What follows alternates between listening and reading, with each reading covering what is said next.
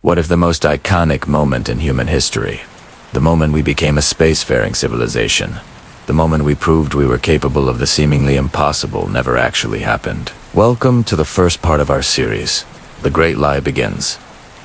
The year is 1963, and the world is on edge. For over a decade, the United States and the Soviet Union have been locked in a deadly embrace. Every move the US makes, the Soviets counter with an equal and opposite action. They engage in a game of nuclear chicken, testing increasingly larger bombs, each one bringing humanity closer to annihilation, and they circle each other like two angry superpowers ready to pounce at any moment. Then there's outer space. In 1957, the Soviets shocked the Americans when they launched the first artificial satellite into orbit, the aptly named Sputnik 1. It was just a beach ball-sized device that beeped as it orbited the Earth every 98 minutes. But this small machine caused a panic across the United States. Newspapers screamed about the threat posed by this new weapon of war.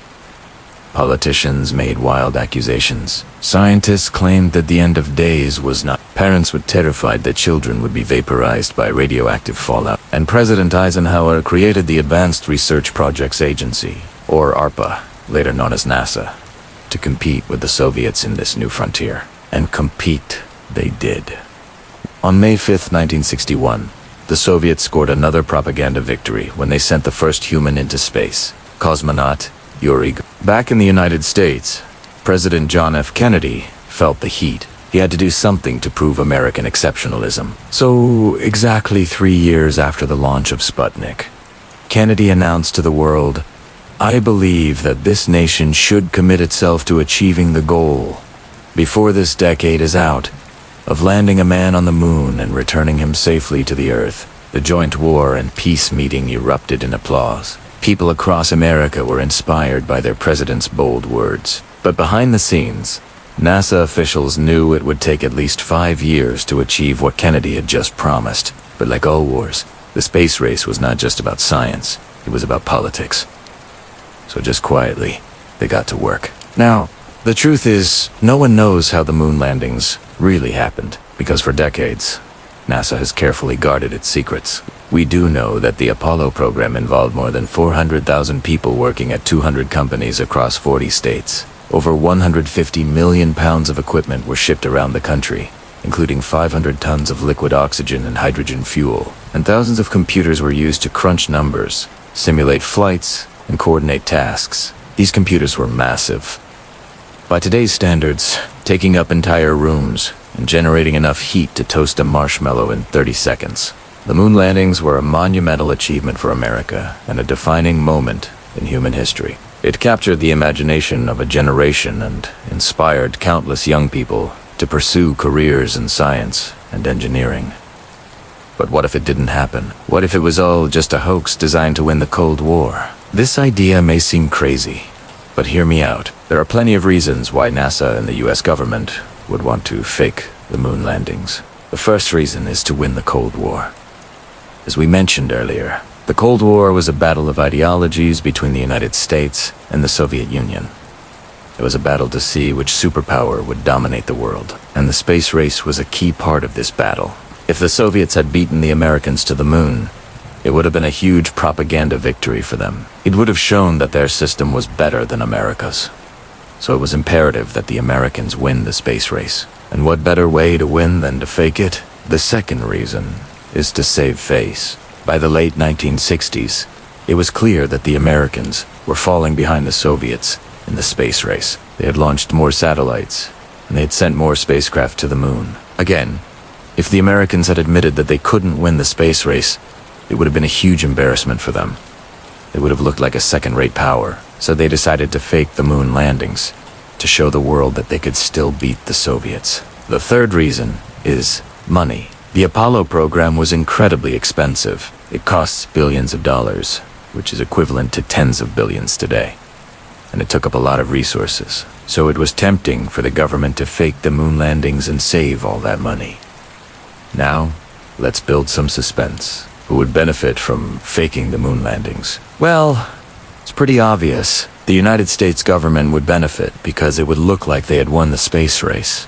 But who else would benefit? Well, That's a little harder to say. That's because there are so many people involved in the conspiracy. There are the scientists and engineers who would have to design and build the fake spacecraft and the sets. Then there are the astronauts who would have to pretend to fly to the moon. And then there are the people in the government who would have to cover up the hoax. It would take a lot of people to fake the moon landings. And it would also take a lot of people to keep the hoax a secret.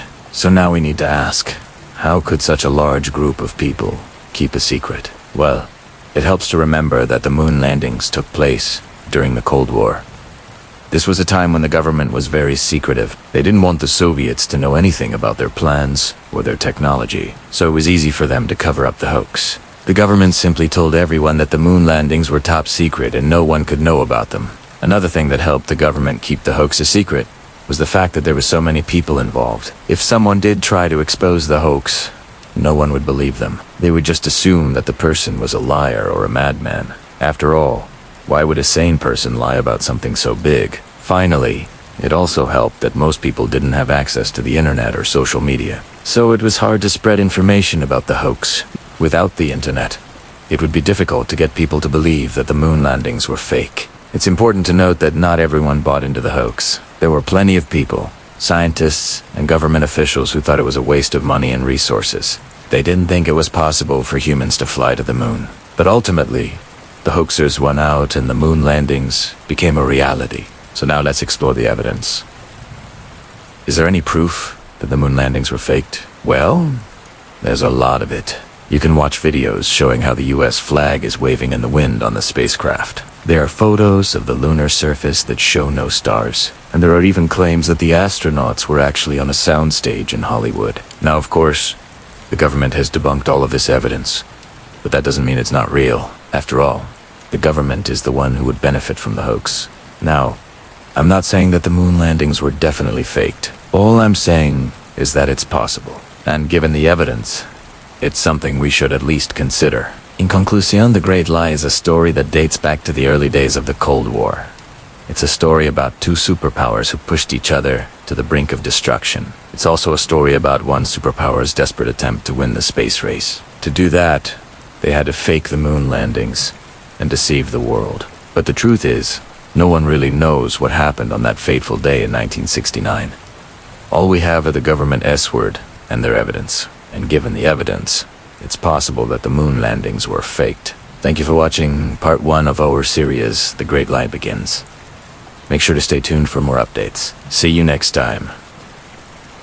Hey, what's up guys? This is part 2 of our series looking at the evidence for and against the moon landings being fake. And we're going to be looking specifically at shadows. In part 1, we looked at whether or not the lunar surface looks like it has an atmosphere. And if you haven't seen that video, go check it out after this one. Now, there are a lot of people who say if you look closely at the footage from the moon landings, you can see that the shadow of astronauts and objects in general are strange and makes sense. That the light should have been coming from above them, but it's clearly not.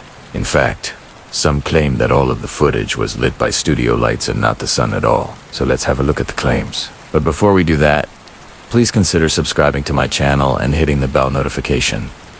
So you won't miss any more videos. You can also follow me on social media. The skeptics have made several claims about the shadows in the moon landings. The first is that the shadows are elongated and distorted. And yes, they do seem to be stretched out at times.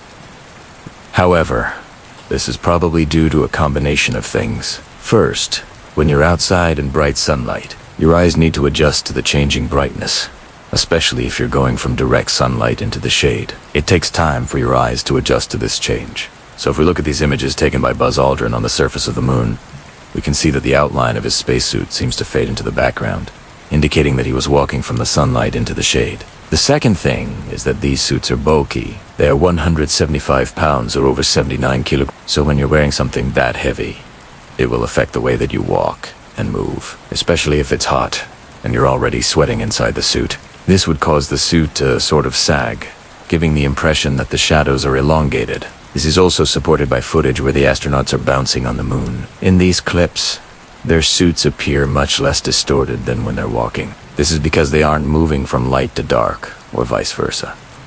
The third explanation is simply perspective. When you take a photo of something close up, then the perspective makes it look bigger, and thus the shadow is stretched out more. As an example, Here's a picture of my car, and you can see that, if you crop in tightly on the tire, the shadow gets distorted. But if you zoom out so that the whole car fits in the frame, the distortion goes away. The camera lens doesn't really know how far away the tire is, so it just assumes it as close based on how big it is in comparison to the rest of the car. The next claim is that there is no specular reflection in the astronaut's visor. Specular reflection is when an object reflects light in a mirror-like fashion. For example, if I shine a flashlight on my phone screen, you can see that it reflects the light just like a mirror does. If I turn the flashlight off, the reflection disappears. Now, it is true that in some parts of the video you cannot see a specular reflection in the visor of their helmets. However, sometimes you can. Here is Neil Armstrong taking a photograph, and if you look closely, you can see that there is a faint reflection in his visor. So why wouldn't you see reflections in every shot? Well, we know that these cameras were essentially black and white cameras, with red, green, and blue filters placed in front of them to capture color images. These filters absorb most of the light passing through them, so when they're placed in front of a bright light source, it's unlikely that you would see any specular reflections at all. This is because, if the light source isn't very bright, the amount of light passing through the filter will be too low to reflect off the visor. In other words, the visor acts like a mirror, reflecting the light back towards the camera, instead of letting it pass through to the sensors. Another reason is that the visor was actually designed to remove reflections. NASA wanted to reduce reflections as much as possible, because they didn't want them to obstruct the view of the astronauts. The visors were made with a layer of material called a diffusion layer, sandwiched between two layers of glass. The middle layer diffused the light, removing the sharp edges of the reflections. The next claim is that there is ambient light illuminating the lunar surface. The skeptics claim that there should only be light from the sun, but we can see that this wasn't always the case. Sometimes there appears to be a blue hue on the lunar surface, which can't be explained by the sunlight alone. This is likely due to the way the images were processed to enhance the colors. Remember, these cameras could only capture black and white images, so they needed to be processed to add color. Unfortunately, this processing removed some of the contrast between the light and dark areas, making it look like there was some ambient light on the surface. Another explanation for this is the cosmic rays. These are high-energy particles from the sun and other stars that constantly bombard the Earth. They can interact with the atmosphere, causing it to glow a faint blue color, which is known as airglow. Although the moon landings took place before we knew that airglow existed, it's possible that the astronauts were seeing it themselves. The astronauts described the sky as being filled with thousands of stars, and the lunar surface as being brightly lit. It's possible that they were seeing the airglow as a faint blue haze on the horizon. However, there is another explanation. The astronauts were actually wearing blue gloves, and if you look closely at some of the footage, you can see that the blue hue is coming from the gloves. This is because the astronauts wore these special gloves when handling the lunar surface, so that they would uncontaminate it with human skin oils and dirt. Next, we have a claim that the flag is waving in the wind. In this clip, you can see that the US flag is waving in the telescopic pole that is holding out the bottom of the flag. You can see that it's bulging out, indicating that there is some sort of telescopic pole inside it. You can also see that the telescopic pole is being held by an astronaut. There are a couple of reasons for this. First, the telescopic pole was used to keep the flag open during filming, so that it would look nice and flowy. Second, it was used to hold out the flag like that so that the astronauts could take pictures of it waving in the wind. If you look closely at the footage, you can actually see that the flag is not waving in the wind at all. There is no movement in the fabric itself. This is because the telescopic pole was actually holding the flag out. In this way, the flag was able to stay out like that without waving around in the wind. Now, I think we can safely say that the footage of the moon landings is not fake, even though there are some strange shadows and lighting effects going on. These can all be explained by the astronaut suits, the way that the footage was processed, and the environment. But what about the stars? Why don't we see any stars in the footage? If you're watching this video, chances are that you can see the stars. There are so many stars in the night sky, so why couldn't NASA get the cameras to focus on them? Well, the answer is simple. They did try, but the stars were too dim for the cameras to detect. When you're out in the middle of nowhere, away from the city lights, you can still see stars during the day, and the lunar surface is brighter than the stars. This means that the cameras couldn't see the stars because they were drowned out by the bright lunar surface. This is exactly what happened to me when I took my phone out to try and take a picture of the lunar surface and the stars. I couldn't get the camera to focus on the stars because it was too bright. It is also important to remember that these images were taken by cameras designed to capture images of the lunar surface, not the stars. They weren't equipped to see the stars, and there was no reason for them to try, because they knew that the lunar surface was the main event. I hope you enjoyed this video and learned something new. If you did, please subscribe to my channel and hit the bell notification so you don't miss any more videos. You can also follow me on social media. Thanks again for watching, and I'll see you in the next video.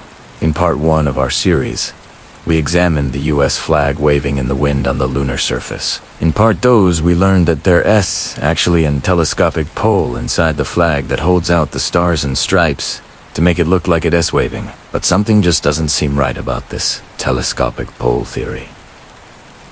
And today we're going to see why. When I posted my first 2 videos, some experts said that the ripples in the flag could be explained by telescopic poles that hold out the flag like a parachute. In fact, NASA's official explanation says telescopic poles can cause these ripples. We even saw these same ripples in the flags during the Gemini 7 mission. Before the telescopic pole was introduced, and NASA says that because the astronauts were trying to wring out the flag to get rid of its wrinkles, but something still doesn't seem quite right. Today, we're going to examine one of the most damning pieces of evidence against the telescopic pole theory. It comes from this single frame of the American flag planted on the lunar surface during the Apollo 11 mission. If what I say about telescopic poles is true, this should be the moment when the ripples disappear. There shouldn't be any more ripples once the telescopic poles are fully extended. But strangely, if you look closely at the flag, the ripples are still there.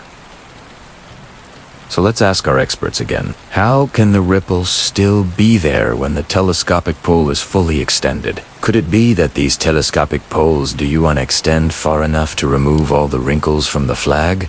Or maybe there are multiple telescopic poles inside the flag that are somehow not working correctly. Or perhaps the telescopic pole theory is completely wrong. If it's not telescopic poles causing the ripples, then what could it be? I want you to take a moment to think about the environment that the flag is in. The lunar surface is about 100 degrees Celsius, which is about the 100 degrees Fahrenheit. And it's in the vacuum of space. There's no air, there's no wind, there's no rain, there's no nothing. Yet the flag appears to be rippling. So what's causing this ripple? Well, according to NASA, it's telescopic poles. But let's assume for a moment that there aren't any telescopic poles in the flag. What could be causing the ripples? Well, there's only one thing left that could cause the ripples. It would have to be some sort of internal mechanical device within the flag itself that is creating these ripples. Something like a motor, but there can't possibly be a motor in the flag, right? I mean, the simplest explanation is always the best one, right? So let's just assume that there are no telescopic poles in the flag. Let's assume that the flag isn't waving because of some external force. And let's assume that the flag is just waving because it has a motor inside of it. Okay, so we have a motor inside the flag that's making the flag wave. But how do we power that motor? Well, there's a telescopic pole in the flag that goes all the way down to the bottom here. And there's a small black box at the end of that telescopic pole. And when we zoom in on that black box, well, guess what? It's a battery. Now, I know what you're thinking. Surely there's a simple explanation for this. Right. Well, let me tell you what NASA says about this black box. They haven't got a clue. NASA doesn't know what this black box is. You heard that right. NASA does not know what this black box is. If you look through every frame of the American flag planted on the lunar surface, you'll see this black box wobbling around in the lunar surface, and NASA just says they don't know what it is. So let's just pretend that this black box isn't there. Let us just pretend that this telescopic pole is unattached to anything, and let us just pretend that this telescopic pole has no battery at the end of it. The flag must just be waving by itself. So how does the flag wave by itself? Well, of course, it uses an internal mechanism. A mechanism that would have to be extremely complex to create these ripples. Ripples that are incredibly similar to the ripples created by a motor. So it looks like the telescopic pole theory is wrong. We just don't have enough evidence to support it. the simplest explanation really isn't the best one. Sometimes it takes a little more investigation. But wait a second. Remember that the telescopic pole theory was put forward by the experts, right? According to them, telescopic poles can cause the ripples in the flag. So the ripples can't be caused by a motor in the flag, but yet the evidence seems to point towards the ripples being caused by a motor in the flag. So let's go back to our experts again and ask them a simple question. Can telescopic poles really create these ripples? Because it looks like the answer is no. These telescopic poles can't create these ripples. I want you to think about how ridiculous this situation is. Experts have been trying to explain away the ripples in the flag for decades now, and none of their explanations have ever worked. Every time we disprove one of their ideas, they just come up with another idea to replace it. So let's go back one more time and ask them one more simple question. Is the telescopic pole really attached to the flag, or is the telescopic pole attached to something else? Well, if you look carefully at the base of the flag, you can see that it's not the flag that's attached to the telescopic pole. It's the rocket. It's the rocket that's attached to the telescopic pole, not the flag. So that means that the telescopic pole isn't holding out the flag. The telescopic pole is holding out the rocket. This changes things a bit, and I think it's finally time for us to be able to ask the right question.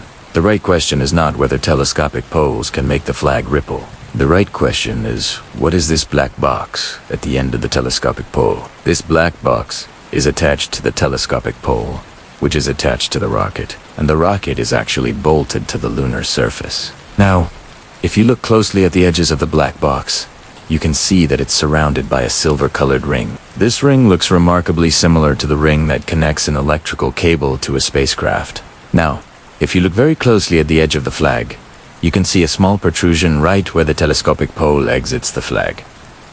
And when we zoom in on this protrusion, well, guess what? It looks remarkably similar to the connection between an electrical cable and a spacecraft. It looks exactly like the kind of connection that you would make to feed an electrical cable through a hole in the wall of a spacecraft. In fact, it looks exactly like the kind of connection that you would use if you wanted to attach the cable to the outside of a spaceship. Now, you may be tempted to stop the video right here. After all, we've reached the end of the trail. We've found evidence that strongly suggests that this black box is connected to the flag via an electrical cable. But I'm afraid we have to keep going because NASA has already debunked this idea. According to NASA, this black box is not connected to the flag with an electrical cable. Instead, NASA says this is just a simple telescopic pole.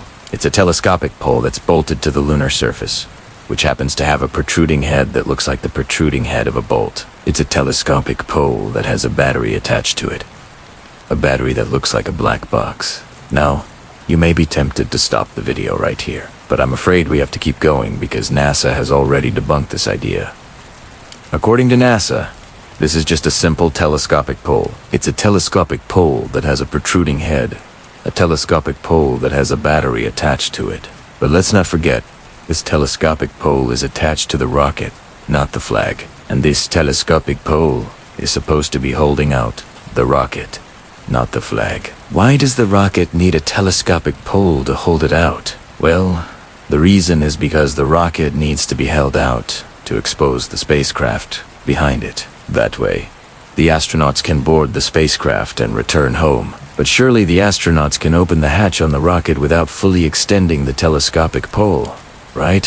Why bother extending the pole at all if you're just going to open the hatch on the rocket? Why does the telescopic pole even exist? Well, of course, we went back to NASA and asked them that question. But surprise, surprise, they didn't have an answer. It's almost as if NASA is deliberately avoiding answering these questions. And this is where the story ends. Thanks for watching. In the last episode of this series, we explored how the head of NASA at the time of the moon landings was so certain that Stanley Kubrick had been hired by President Nixon to fake the moon landing footage after his movie 2001. A Space Odyssey came out. We also learned about all the strange things that started happening right around the time of the premiere of that film, like the death of the head of NASA, the mysterious fire at NASA that destroyed hundreds of original film reels. Now, several scientists who worked on the Apollo missions were conveniently killed or died right around the time of that film mass release. But there's more. Much more. You see, Many people believe that Stanley Kubrick didn't just produce one of the greatest science fiction movies ever made, but that he was intimately involved in the faking of the moon landings themselves. And if that's true, then he might have left us some very important clues as to what really happened. And those clues can be found in one of his other famous movies, the psychological horror film, The Shining. In fact, there are plenty of coincidences surrounding The Shining and the faking of the moon landings that have led some people to believe that Stanley Kubrick used the movie to send us a secret message about what really happened. Before we get into what those supposed clues are, let's take a quick look at the movie itself. The Shining is based on the Stephen King novel of the same name, which was published in 1977. But before we get into what happens in the movie, let's take a look at how it almost never got made at all. See, when producer Anne Bancroft first obtained the rights to Stephen King's novel, she wanted to make it into a miniseries for television. But after she heard that Kubrick was interested in making the film, she offered him the project first. Kubrick agreed, although he did not want to make a faithful adaptation of King's book, feeling that it would make for a better film if he took some creative liberties with the source material. In particular, he wanted to make Jack Torrance, the main character, less of a sympathetic figure and more of a villain. King himself hated this idea, famously saying, "All of that stuff about Kubrick, that's total BS." I liked the movie. I thought he did a terrific job. The only thing I didn't like was the idea that he tried to make me an anti-hero. I don't write anti-heroes. Despite their differences, King ultimately agreed to allow Kubrick to adapt the novel however he saw fit. Production on the film began in late 1979 and filming wrapped in early 1980. That means that the movie was made. During the height of the moon landing conspiracy theories, Kubrick began to incorporate elements of the conspiracies into the film. But what elements? Well, according to some people, quite a few. One of the most often cited pieces of evidence is the carpet in the hedge maze outside the Overlook Hotel. You remember correctly, Danny rides his tricycle through this hedge maze in the film, and it certainly looks very familiar to the pattern of the stars in the US flag. But when you compare it to the actual flag from the moon landings, it becomes clear that there's something off about it. The stripes in the flag seem to be thinner than they are in the movie. So it is possible that Kubrick either saw the real flag and tried to match the carpet to it, or that the flag was used as a template for the carpet. But the similarities between The Shining and the moon landings doesn't end there. Take the scene where Danny has a vision of the previous caretaker of the hotel, Mr. Tony. And he sees Mr. Tony commit murder. Some people believe that this scene is actually a metaphor for Kubrick witnessing the faking of the moon landings. And Mr. Tony represents the scientist in charge of the special effects for the fake landings. There are other more subtle references as well. When Danny and his father are checking into the hotel at the beginning of the film, there's a framed picture of a mountain on the wall. This could be an oblique reference to the mountain of evidence that the moon landings were faked. And what about the film within a film trope that The Shining employs? See, in the story, Jack Torrance is trying to make a movie while he's staying at the hotel, and he even shows some of his footage to the hotel manager. According to some, this is a metaphor for Kubrick showing the world his movie 2001, A Space Odyssey, which some believe was really a documentary of the faked moon landings. In fact, some people say that's why Kubrick was chosen to make the film in the first place. His 2001 was basically a trial run to see how much of the fake moon landings he could show before the public became suspicious. But perhaps the most obvious link between the moon landings and The Shining comes near the end of the film, when Jack Torrance, having gone insane, starts typing out the line "all work and no play makes Jack a dull boy" over and over again on a typewriter. What if this is a metaphor for Jack, realizing that all his work on his movie, which was really a documentary about the moon landings, and all the work of the scientists and astronauts who faked the landings will come to nothing, because in the end it will all just be forgotten about and no one will care. Let's continue. Now, if you think these supposed connections between The Shining and the moon landings are I haven't even told you about what's in the next scene. You know, I spend a lot of time researching these topics and coming up with the questions, writing the script, editing the video, doing my best to make sure everything is as accurate as possible. It takes a lot of time and effort, but the thing I enjoy the most is reading your comments. Sure, sometimes you guys can be funny, sometimes creepy, and sometimes downright mean, but I always try to respond to as many of you as I can. It's my way of saying thank you for watching my videos. Now, back to the show. There's another part of the film that has led some people to believe that Stanley Kubrick left us a clue about the moon landings here as well. While Jack is in the bathroom trying to break down the door to get to his son, we can hear him mumbling to himself. He says, "Here's Johnny," which is of course a reference to the host of The Tonight Show. Johnny Carson was extremely popular at the time and would have been familiar to everyone. But that wasn't the only thing going on in that scene. According to some, Kubrick also put an audio Easter egg in the scene. Listen closely, and you might be able to hear it. In addition to saying, "Here's Johnny," it seems that Kubrick also said something else, something that isn't in the original script. And it might just prove that he knew more about the moon landings than he was letting on. Let me play it for you again. "Here's Johnny," he says. "I want to show you something funny," he says right afterwards. Those 4 words, "I want to show you something funny," are not in the script. And if you ask me, it certainly sounds like Kubrick is trying to tell us that he wants to show us something funny, something that proves the moon landings were fake. And what's funny about it? Well, apparently the whole situation is hilarious. After all, we spent hundreds of billions of dollars to fake these landings. Thanks for watching. Bye. Today, we will continue with our series about Alan Shepard, America's first astronaut. And today, we will cover his journey through the Van Allen radiation belt. This is part 5 of a multi-part series. If you haven't already seen them, then make sure to check out parts 1, 2, 3, and 4. Bored watching this one? So, go ahead and click on that link at the top right, or the one down below. So as mentioned in part 4, when Alan Shepard passed through the atmosphere, he left behind the thin protection of Earth's atmosphere. And from here on out, he had only the thin metal walls of his capsule for protection against the harsh environment of space. Now, one of these harsh environments that he encountered was the Van Allen radiation belt. The Van Allen radiation belts are regions of space surrounding the Earth, which were discovered by the American physicist James Van Allen in 1958. There are 2 belts, with the inner one extending around the Earth's orbit between 1,000 and 60,000 kilometers from the Earth's surface, and the outer one extending beyond the moon. These radiation belts consist of charged particles, mostly protons and electrons, which move in helicopaths along the lines of the Earth's magnetic field. These particles are trapped by the magnetic field, and they form huge donuts around the Earth.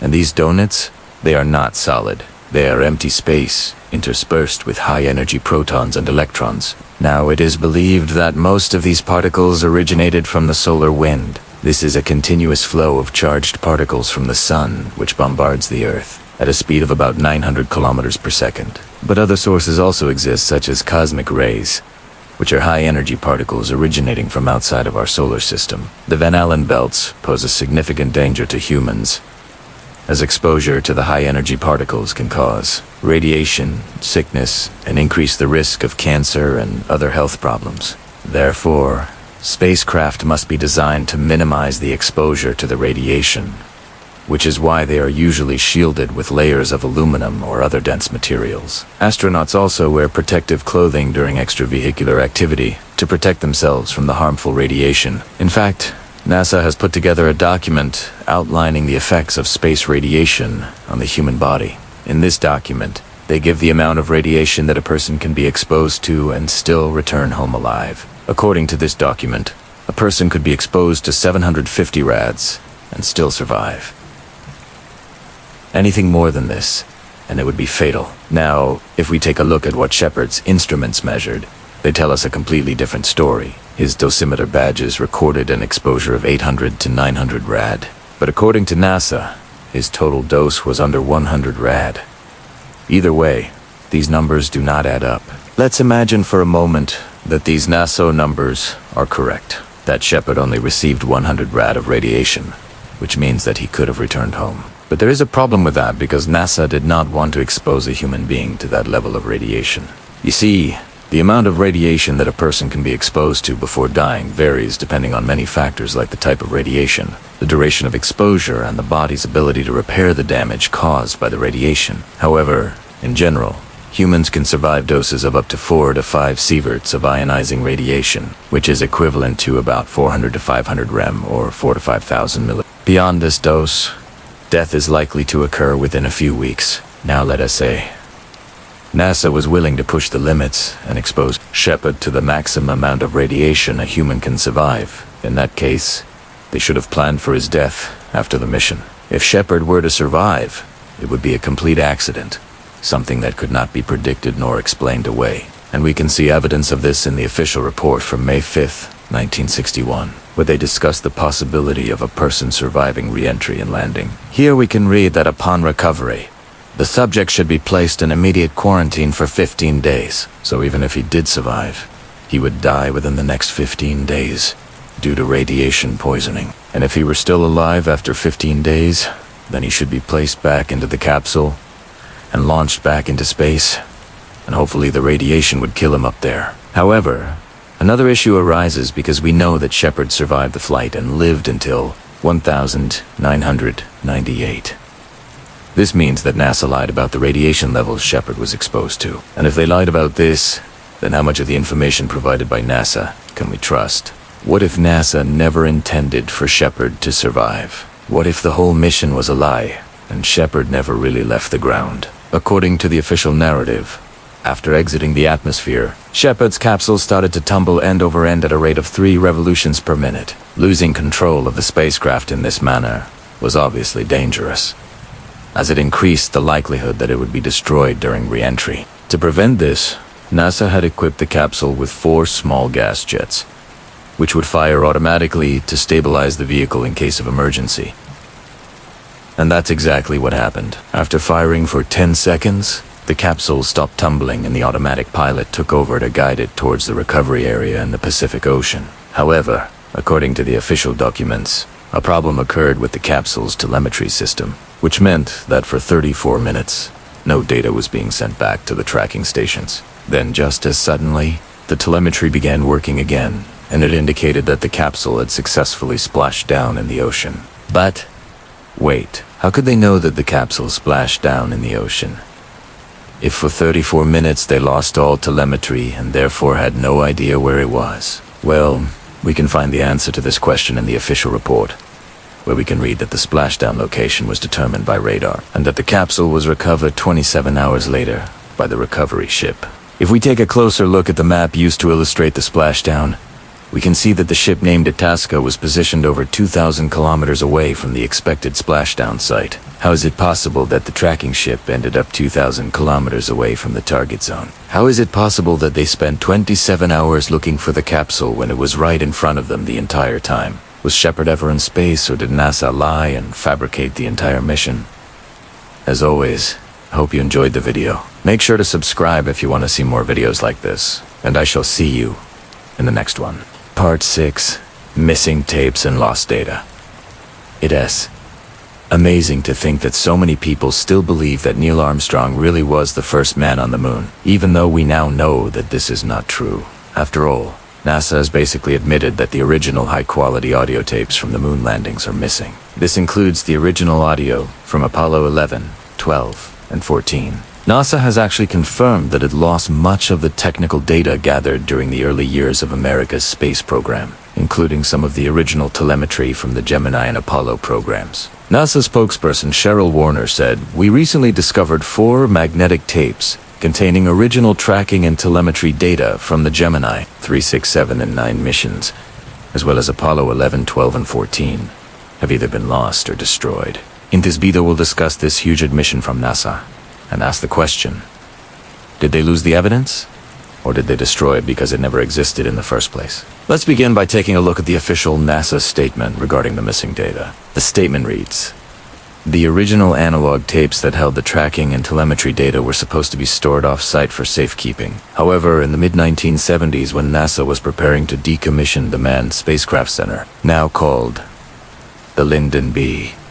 Johnson Space Center, the tapes were mistakenly loaded onto a truck bound for a different NASA center and have not been seen since. Efforts to locate them in the 1970s and early 1980s were unsuccessful. NASA conducted an investigation into the matter in 2015 after receiving a Freedom of Information Act request for the data. That investigation uncovered additional information about the tapes, including documentation showing that some of them were sent to the Ames Research Center in California. But those records also showed that 2 of the tapes those containing the data for Apollo 11 and Dose could not be located. In addition to the 4 tapes that had been misplaced, NASA also identified 8 other magnetic tapes from the same era that appear to be duplicates of the original tapes. Some of these duplicate tapes may contain unique information not found in the digital files, so the search for the original tapes is continuing. These recordings are considered to be important historical records. NASA is working with the National Archives and Records Administration, which has oversight for federal records, and will continue to conduct searches for the original tapes. So according to the official NASA statement, it seems as though they simply lost the tapes. The tapes were supposed to be sent to another NASA facility for safekeeping, but instead they were accidentally sent to a landfill. It sounds plausible enough, but it does beg the question. Why did NASA not realize that these tapes were missing until very recently? The Apollo 11 mission took place in 1969, and the fact that these tapes are only going missing now, more than 50 years later, is very suspicious. Some people might say that NASA should have known all of the data was backed up, so there was no need for them to keep the original tapes. And while this sounds reasonable, it also means that if the data was truly backed up, then that data is now also missing. If this is the case, then we will never be able to prove that humans really did go to the moon. We will never be able to examine the original data. All we will ever see are edited and released images and videos with the quality continually degraded each time they are shown. Now, don't get me wrong. I'm not saying that humans didn't go to the moon. I'm just saying that if we can't trust NASA to preserve the evidence, then we cannot be sure that everything that we see is exactly what it appears to be. There are many people out there who still claim that the moon landings were fake, and this latest admission from NASA only helps to fuel their conspiracy theories. They will say that if NASA is willing to lie about something as big as the moon landings, then there is nothing off limits when it comes to their lies. I've heard many conspiracy theorists claim that NASA never really landed spacecraft on the moon. Instead, all of the footage was produced in Hollywood using in-studio sets and visual effects. Some people even say that the astronauts never really went through the intense training that we were told they did. Instead, the footage of them undergoing training was filmed at a secret underwater facility known as Wet Rock.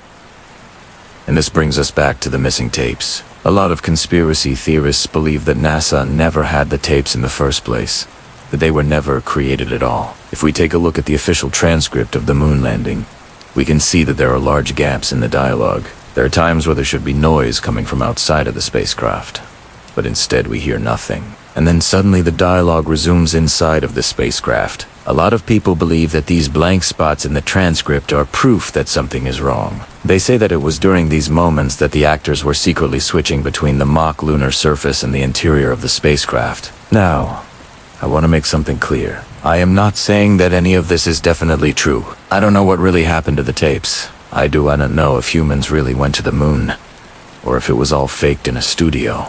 What I do know is that NASA has admitted to losing the evidence. They've said that we may never recover the original tapes. And this does open up a lot of questions. It's strange that such an important part of human history could have been so poorly documented. You would think that if we really did land astronauts on the moon, then the data from that mission would be treated like gold. But perhaps that is exactly what it is. Maybe NASA never really went to the moon, and the entire thing is one giant hoax that is designed to extract money from the tax pudging public. Take a look at this image. For example, it was taken by the Lunar Reconnaissance Orbiter spacecraft on Christmas Day 2009. The image shows the landing site of Apollo 11. Now, if you look closely, you can see a strange object lying on the lunar surface. Many conspiracy theorists claim that this object is proof that the moon landings were fake. They say that it's a piece of equipment that was left behind by a lunar mining operation. There have even been suggestions that the United States government has been mining the moon for years, stealing lunar resources from other countries, then covering it up with a giant lie. Some conspiracy theorists say that the American government even transported the mined materials back to Earth using secret underground facilities beneath the North Pole. These facilities are said to be remnants of a top-secret military base known as Project 6525 Jump, which was active in the 1960s. I am not going to speculate too much on the possibility of the moon landings being fake, because it doesn't really matter. Whether they were fake or not, There is no way that we can ever find out the truth now that the evidence is gone. Even if the moon landings really did happen, I have to wonder how many people would still believe that if the evidence is missing. How many people would start to believe that it was all faked when the highest authority on the subject says that they proved that it happened. The United States government has been involved in many cover-ups over the years, and it is highly likely that some of these cover-ups have involved hiding evidence of aliens but I don't believe that the moon landings were one of them, even if they were fake. What would be the point in covering it up? It wasn't like they broke any laws.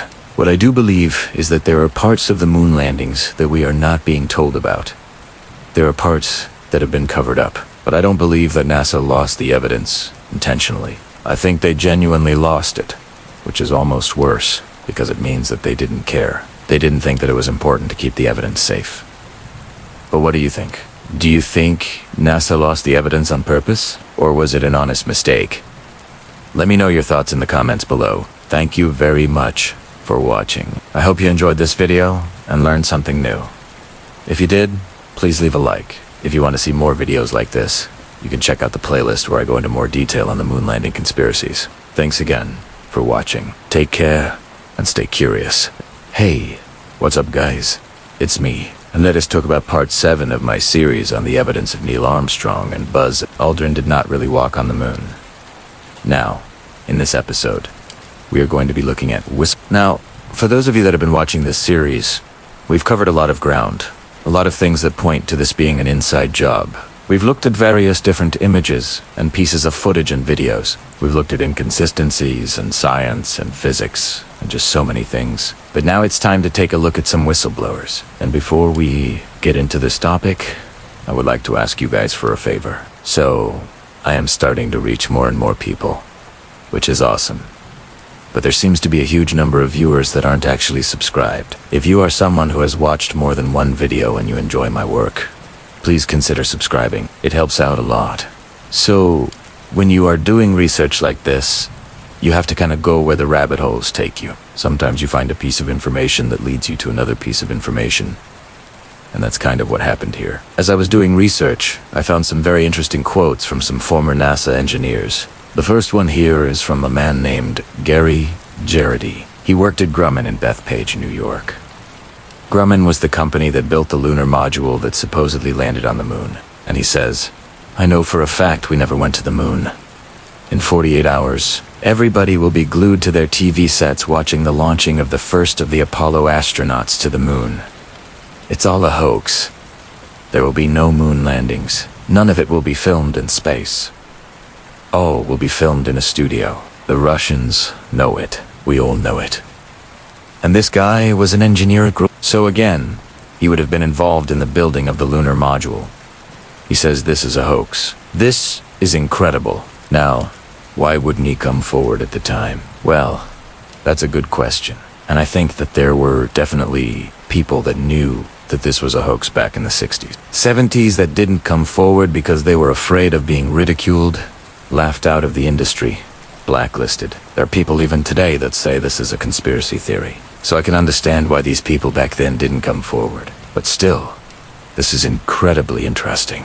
Now, when you hear someone come forward and say, "Hey, we never went to the moon," you might automatically assume that they're talking about the moon landings in general. But this guy specifically said the Apollo 11, the first moon landing. That is extremely interesting.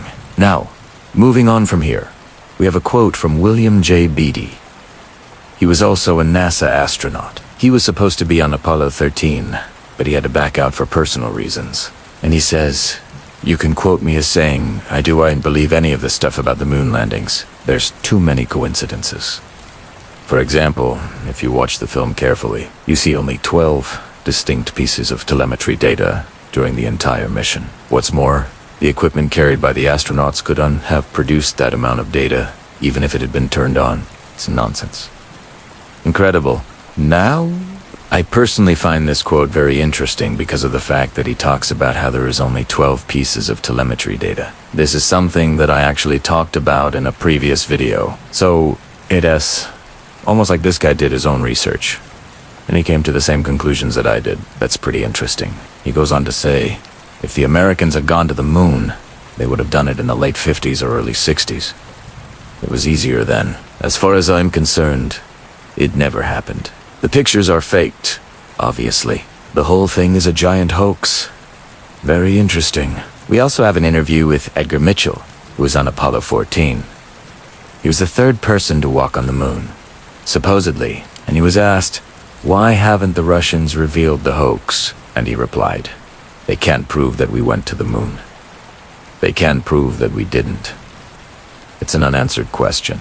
I think that there are certain aspects of the moon landings that will never be explained, and I think that there are certain things that we could have done better. Now, when he was asked that question, he was under oath. He refused to swear on the Bible that he walked on the moon.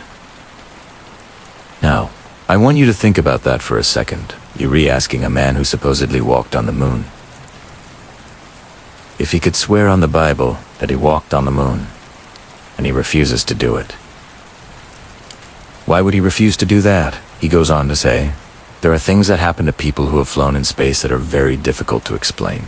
There is a certain phenomenon that happens to all astronauts that have been up into space. That sort of changes your perspective a bit, and we have to learn to live with that. Deal with that.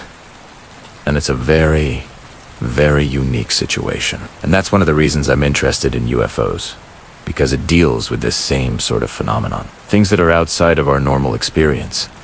It's almost like he's trying to tie the two together, like there's something out of this world going on. Here's another quote from him. He says, "We have all these things that we've learned that are just kind of pushed aside by the majority of people because they're so busy in their daily lives. And so it's a rather unique situation. We really don't have much communication with people in upper levels of government. But it is unfortunate that this information doesn't come out, because I think that the American public deserves to know what is really going on."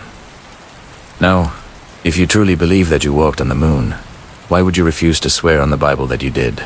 And why would you say that there are things that happen to people who go into space that are very difficult to explain? Is he implying that he didn't walk on the moon? Very strange. Here's another one from Apollo 17. Ese Eugene Cernan. He was asked, "Are you sure you were the last man to walk on the moon?" And he replied, "As sure as I'm sitting here talking to you. If you doubt that, go read the newspaper accounts. I'm quoted in them as saying that." He then added, "However, I seriously doubt that we'll ever go back." Okay, well, why would you say that? Why would you say that you're the last man to walk on the moon? Again, if you were on the moon, you would be very confident in saying that you were the last man to walk on the moon. And here's one last quote from Alan Bean, who was also an astronaut. He was on Apollo 12, and he said, "I was on the other side of the spacecraft taking pictures of the lunar surface, while Pete Conrad was driving the rover around. After I took several hundred pictures, I turned to my left to take a panoramic photo. When I did, I saw a shadow on the wall of the LM. I immediately called Houston and told them I had found a shadow on the wall of the lander. I remember them responding with, 'Roger. We'll have to check that out later.' They apparently thought I was seeing the shadow of the flag waving in the wind. Of course, I knew that wasn't true. What I saw was a small, dark shadow on the wall of the lander that looked just like the shadow of a human hand." Okay, well, this is interesting. He just described seeing the shadow of a hand on the wall of the lunar module. Very odd. Now, you may come across people who say that these men are liars and that they are all crazy. And I'm not saying that these men are completely sane.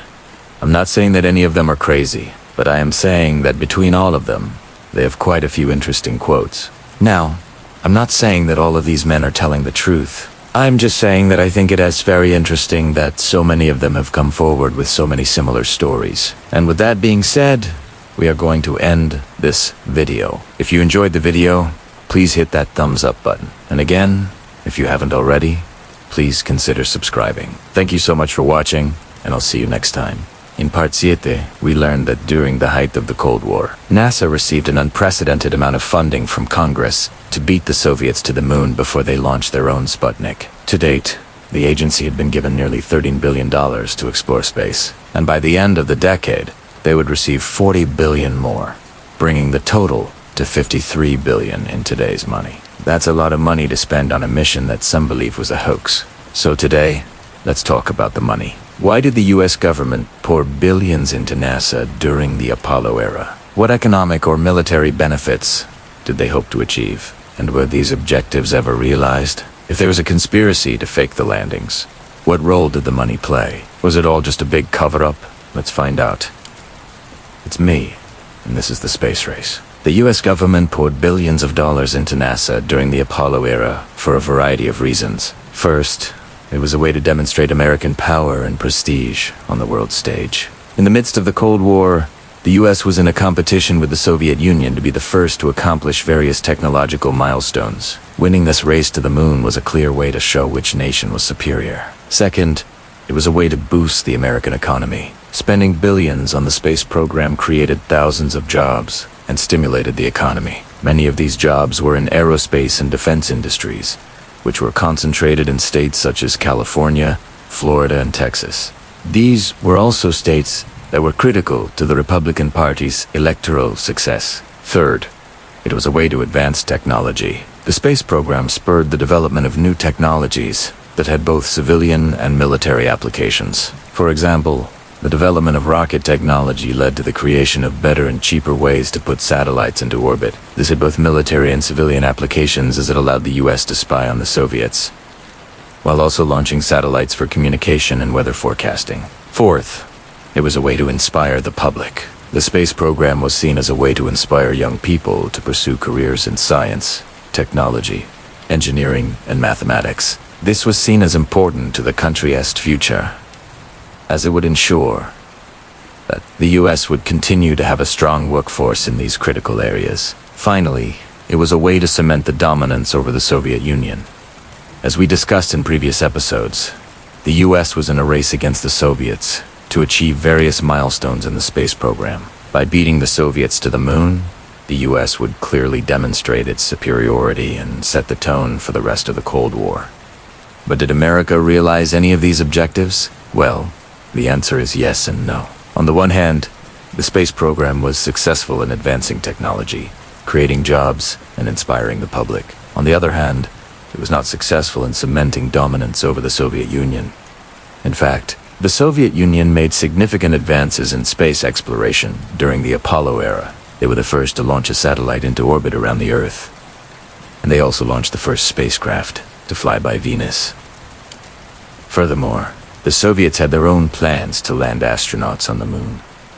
While these plans were never fully developed, it's clear that the Soviets were not intimidated by the American space program.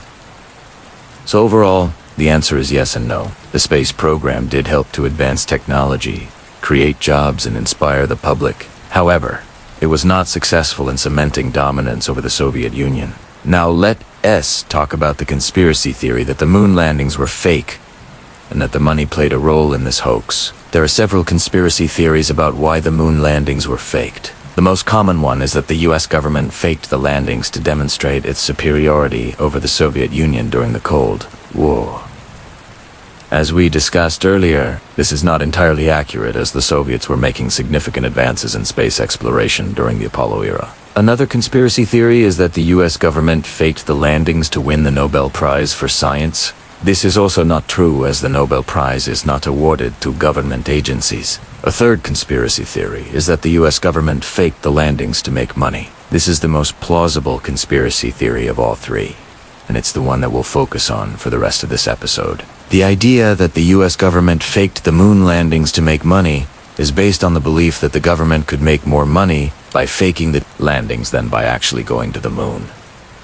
Proponents of this theory argue that the government could use the money saved on the space program to invest in other areas that would generate more economic activity. For example, they could have invested in infrastructure projects, education, or healthcare. By doing so, they could have generated more economic activity and created more jobs. Additionally, the government could have used the money to stimulate the economy through tax cuts or spending increases. This would have led to more economic growth and prosperity. Furthermore, the government could have used the money to invest in new technologies that would have civilian and military applications. For example, they could have invested in solar energy, battery technology, or artificial intelligence. By doing so, they would have advanced the state of technology and created new industries. However, there are some major problems with this argument. First, it assumes that the government could have made more money by faking the landings than by actually going to the moon. This is highly unlikely, as the cost of faking the landings would have been astronomical. The government would have had to create entire industries to produce the necessary equipment and materials. They would also have had to hire thousands of people to work on the project and keep it secret. The cost of all of this would have far outweighed any potential economic benefits. Second, it assumes that the government could have used the money saved on the space program to invest in other areas that would have generated more economic activity. Again, this is highly unlikely, as the government was already spending billions of dollars on a variety of social welfare programs at the time. They simply did not have the money to invest in new technologies or infrastructure projects. Third, it ignores the fact that the space program was a major driver of technological innovation. The technologies developed for the space program had both civilian and military applications. For example, the development of rocket technology led to the creation of better and cheaper ways to put satellites into orbit. This had both military and civilian applications. It also allowed the US to spy on the Soviets, while also launching satellites for communication and weather forecasting. Additionally, the space program led to the development of new materials, computers, and medical technologies. All of these innovations had a positive impact on the economy and society as a whole. In conclusion, the idea that the US government faked the moon landings to make money is not supported by the evidence. The cost of faking the landings would have been too high, and the government simply did not have the money to invest in other areas. Additionally, the space program was a major driver of technological innovation and had a positive impact on the economy and society as a whole. Now, if you're really still not convinced and you still think that the government faked the landings to make money, then I have one question for you. If the government could fake the moon landings, why wouldn't they use that money to fix the problems in our society today? We could use a lot of extra money right now. So what do you say we reach out to NASA and see if they can get started on another multi-billion-dollar project, like they did back in the 60s? Or maybe we should just leave that to the billionaires, like Elon Musk and Jeff Bezos. Who am I kidding? I know exactly what you're thinking. You're rethinking that the moon landings were fake, and that the government didn't have any ill intent when they spent all that money on the space program. And hey, if that's the case, then maybe we should just leave well enough alone and let sleeping billionaires lie. Thanks for watching. If you enjoyed this video, please subscribe and check out my podcast.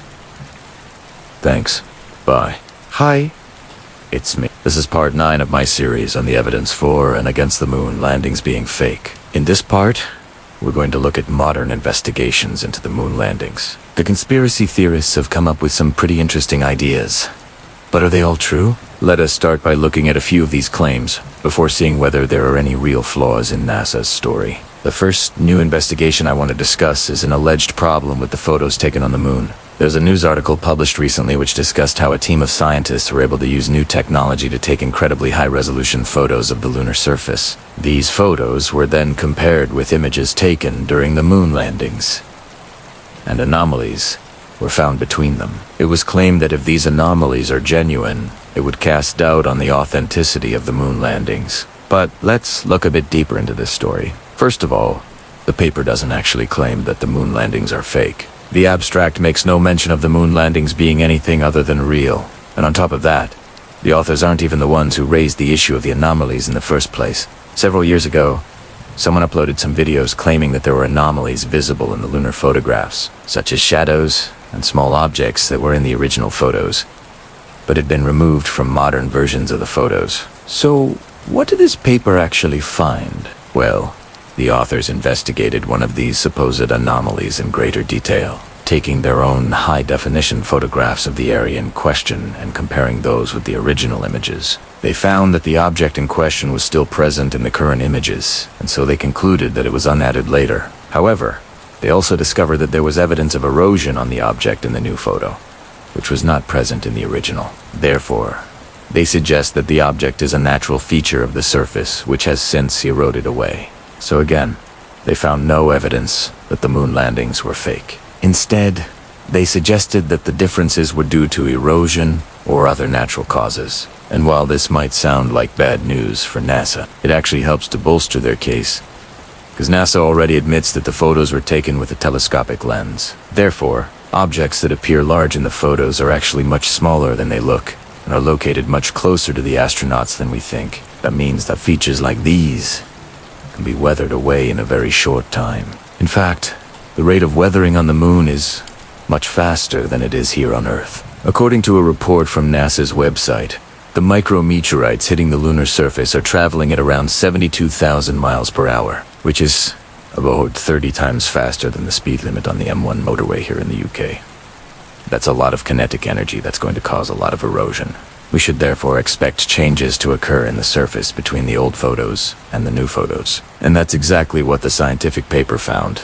Therefore, this investigation does nothing to cast doubt on the moon landings. But there is another recent investigation which may cause us to question the official story. A group of amateur astronomers from the Konklí Observatory in Hungary analyzed data from NASA's impact and lunar reconnaissance orbiters. Their goal was to identify areas where the lunar regolith or soil had been disturbed by meteorite impacts. The reason why they wanted to do this was because they knew that NASA's official explanation for the origin of the moon landings samples said that they came from an area called the Oceanus Procellarum, which translates as the Ocean of Storms. This is a large dark splotch on the moon that can be seen with the naked eye. But this group of astronomers suspected that the samples didn't actually come from this area because the samples seemed too fresh. Basically, they looked like they had been weathered less than you'd expect from an area that is billions of years old. So they thought that if they could find evidence of an impact event on the lunar surface,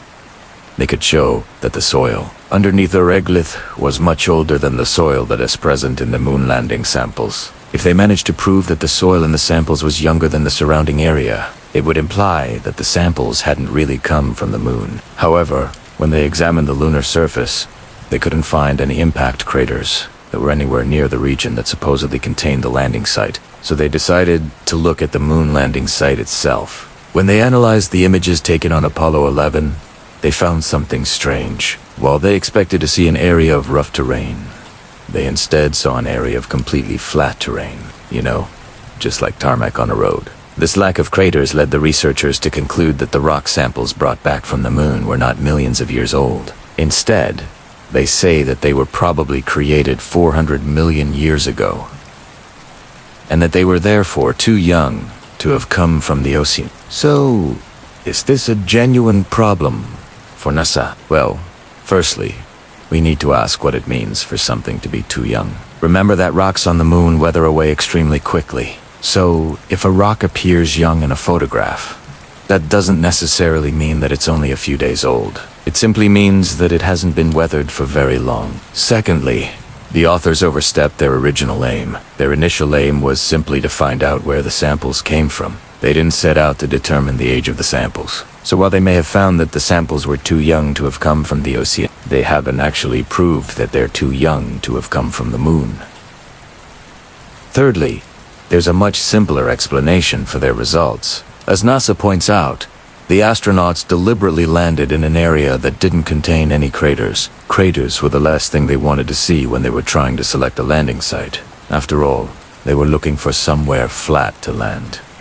Because if they had landed in a crater, they wouldn't have been able to return safely to Earth. Also, the astronauts were instructed to avoid landing on an area called regolith, which is loose dust on the surface of the moon. If they had landed in an area of regolith, their legs could have sunk in, causing the lunar module to tip over. Therefore, it's perfectly reasonable that they landed on a flat piece of rock. Overall, this investigation does nothing to cast doubt on the moon landings. At worst, it shows that the samples came from a different location to the one that NASA currently claim. But that doesn't mean that they're fake. In fact, the fact that the samples appear too fresh is consistent with the official story because, again, we know that rocks on the moon weather away extremely quickly. Another recent investigation which has been used as evidence for the moon landings being fake is a study of light in lunar rocks brought back by the Apollo astronauts. The researchers studied thin slices of the lunar samples under a microscope, and they noticed that the texture of the rocks was shiny, sparkly, and fibrous. They claim that this is inconsistent with the amount of exposure that the rocks should have had to cosmic radiation. Again, they claim that this provides evidence that the samples weren't really brought back from the moon. But once again, there's a much simpler explanation. The rocks were kept in a container full of water during the journey back to Earth. Water absorbs cosmic radiation very easily, but it doesn't interact with visible light, which is why the rocks still appear sparkly. For more information on this, see my previous video on how the moon landings were explained at the time. As you can see, many people are trying to cast doubt on the moon landings, but most of their evidence is easily explained. If we simply allow for the possibility that the moon landings are genuine, there is no evidence presented that suggests that the moon landings were fake. And when conspiracy theorists claim that NASA have failed to explain something, NASA always provide an explanation. Of course, it is possible that I have missed some modern investigations which do genuinely cause problems for the official story. In which case, I'd love to hear about them down in the comments below. If you want to learn more about the moon landings, check out the playlist in the description. And finally, if you enjoyed this video, please hit the like button and subscribe for more science videos. Thanks for watching. This is part 10, the greatest kavoo. If you missed any of the previous episodes, be sure to check them out, because they all play a role in today's story. It's me, your guide to the forbidden knowledge.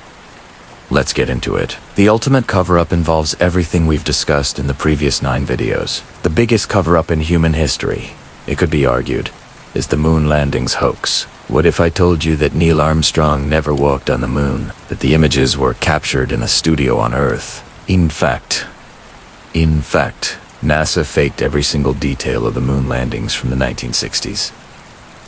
This is a massive rabbit hole to go down, but trust me, it will blow your mind. Let's start with this image taken by Apollo 11 astronaut Buzz Aldrin. Now, take a look at his visor.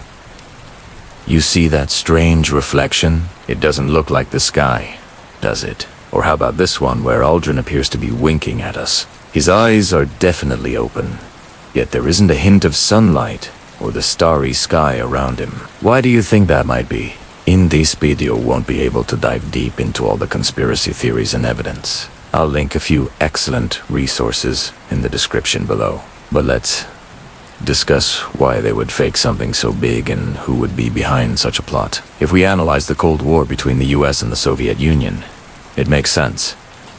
They had to win the space race. The threat of mutually assured destruction was real. If you didn't believe one side was on the moon, then you might believe the other side was superior. Imagine being brainwashed into thinking the enemy is stronger than you.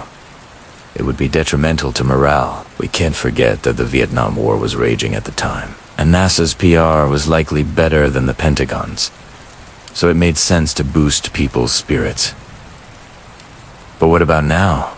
Why do they still lie to us? Who would benefit? After President John F. Kennedy announced the goal of landing a man on the moon and returning him safely to the Earth by the end of the decade, NASA worked tirelessly to meet this ambitious deadline. Many people doubt the authenticity of the moon landings, pointing to inconsistencies in the images and footage, such as the US flag waving in the wind without a telescopic pole, which is impossible in a vacuum, and the lack of stars in the sky due to bright lights on set. There's also the famous US flag snapping in the wind. Critics have pointed out that the wrinkles in the flag indicate it was folded up for a long time, which wouldn't happen in a spaceship where astronauts live, work, and eat. Some even claim the lunar surface looks suspiciously like a studio backdrop. You've probably heard of Stanley Kubrick, the director of A Clockwork Orange in 2001, A Space Odyssey, which featured realistic depictions of space travel. It's rumored he was hired by NASA to direct the fake moon landings.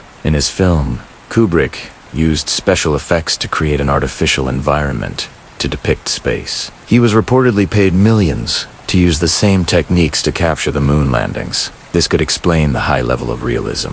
When Kubrick died in 1999, his longtime friend and co-writer, Tom claimed the Apollo missions were indeed fake, and that Kubrick was involved in the production of these films. However, not everyone agrees. Harold White, NASA's chief historian, believes Kubrick was not involved in a hoax. He believes the claims are the result of misunderstanding. NASA has addressed many of these doubts with technical explanations and evidence. For example, the flag waving in the wind can be explained by telescopic poles, which were designed to keep the flag out of the rocket exhaust and maintain its shape during certain maneuvers. The lack of stars can be attributed to bright lights on set and camera exposure settings. However, some doubts remain, such as the US flag without a telescopic pole, which seems impossible in a vacuum. These technical explanations don't satisfy everyone, leading to ongoing debates about the authenticity of the moon landings. However, others argue that admitting the moon landings were fake would shatter our belief in human achievement and cast doubt on other historical events. We may never know for sure, but what I can tell you is this.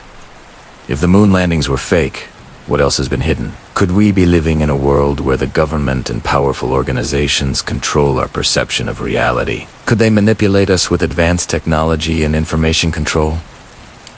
Could you trust what you see and hear? Could you trust what you think you know? Because everything we think we know about history could be a lie. Everything we've learned, everything we've been taught could be wrong. What if the 911 attacks were fake? 2. What if everything since then has been a lie? This is where things get really interesting. On September 11, 2001, the United States experienced one of the most traumatic events in its history.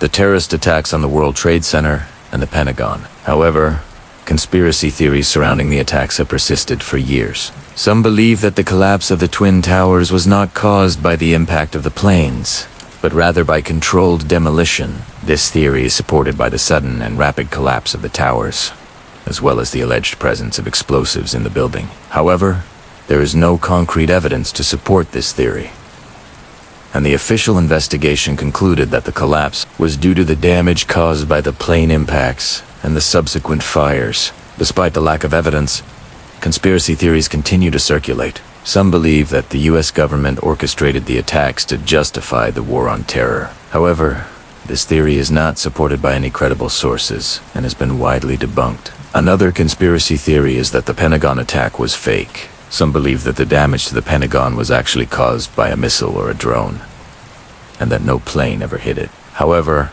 there is significant evidence that a plane did hit the Pentagon, including eyewitness accounts, video footage, and physical evidence. Furthermore, the 9/11's Commission report, which was released in 2004, provides a detailed account of the attacks and includes extensive evidence supporting the official narrative. Despite the overwhelming evidence against these theories, conspiracy theorists continue to claim that 9/11 was a hoax. They point to alleged inconsistencies in the official story, such as the collapse of World Trade Center 7, which was not hit by a plane but suffered significant damage. However, the National Institute of Standards and Technology has conducted an investigation and concluded that the collapse was caused by fires and the collapse of nearby towers. Overall, the evidence overwhelmingly supports the official account of the 9/11 attacks. There is no credible evidence to support the conspiracy theories. Eyewitnesses, video footage, and physical evidence all support the official narrative. Additionally, multiple official investigations have been conducted, and none have found any evidence to support the conspiracy theories. So, should you believe in the 9/11 attacks? The answer is clear. The evidence overwhelmingly supports the official account of the attacks. There is no credible evidence to support the conspiracy theories. However, it is important to approach this topic with sensitivity, as it involves a tragic event in which thousands of people lost their lives. But the truth is that sometimes the truth is stranger than fiction. Sometimes the things that we believe to be true are actually false. And sometimes the lies are so ingrained in our society that it's difficult to see through them. We've covered a lot of ground in this series, and I want you to take everything we've discussed and form your own opinion. Decide for yourself what you believe. Do you think the moon landings were fake? Do you think 9/11 was a hoax? What about the assassination of John F. Kennedy? I'll leave the next episode in this series in the pinned comment below. Make sure you watch it. And thank you for watching. Don't forget to subscribe for more videos like this.